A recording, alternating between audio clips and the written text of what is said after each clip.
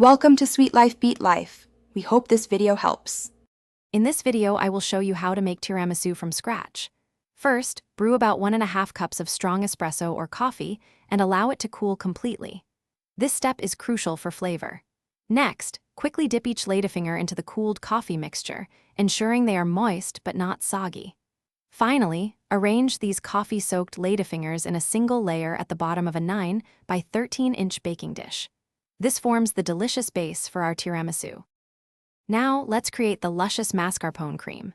In a bowl, whisk 6 large egg yolks with 3/4 cup of granulated sugar until the mixture becomes pale and thick.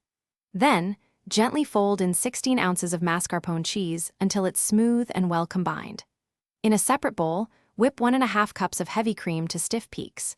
Carefully fold this whipped cream into your mascarpone mixture, creating a light and airy cream. With our components ready, it's time to assemble.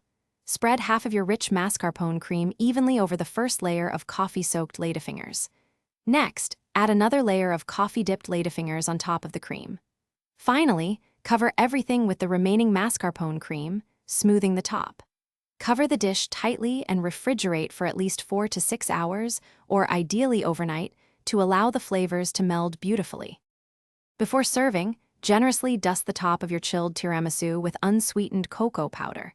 This adds a beautiful finish and a hint of bitterness that perfectly balances the sweetness. Slice into individual portions and enjoy this classic Italian dessert.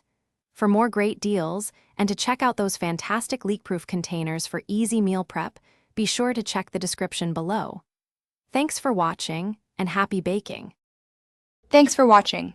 Consider subscribing if we helped you.